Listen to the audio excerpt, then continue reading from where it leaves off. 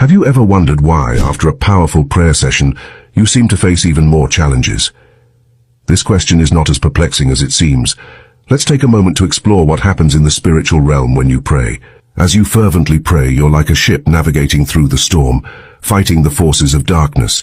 Your prayers are powerful. They disrupt the kingdom of darkness, setting you and others free. And then, as the storm abates, there's calm.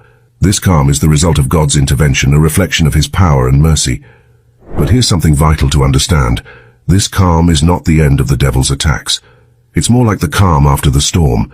It's a respite, a moment of peace before the storm brews again. Just as the weather patterns shift, bringing another storm, the forces of darkness regroup and strategize. They don't simply give up after you've prayed. They come back, often stronger, more determined, and more dangerous. Whenever you go into prayer mode, praying against the forces of darkness, your prayers cause a lot of chaos and havoc in the kingdom of darkness. Not only do those prayers set you free, but those prayers also set others free. But here is a problem.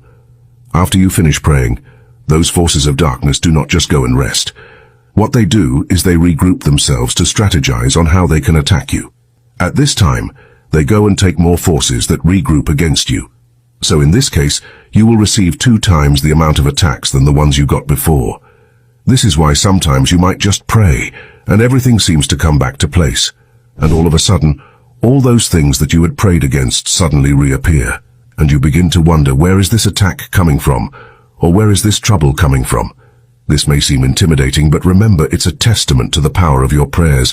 You've disrupted the kingdom of darkness, and now they're scrambling to regain control. Now think about spiritual warfare as someone who works as a bee collector. When you go to collect bees or honey, the most important thing is not the honey itself. It's the protective wear that a person wears. If he doesn't wear protective gear, he will disrupt those bees, but they will gather and attack him. It is the armor he wears that will keep him safe.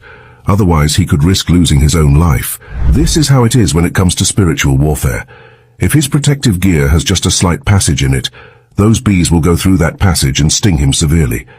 Likewise, when you are fighting against the devil, their focus is to find a passageway no matter how small it is. This is why it is dangerous taking prayers casually. Sometimes some people go into spiritual warfare with sin in their lives, but what they fail to realize is that their armor has a lot of cracks. For some people, they decide to take a break after praying and assume everything is over. But they are wrong.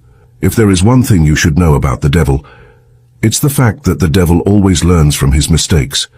So he will find out what you did last time that made him lose, so that next time he will strategize better against you. The truth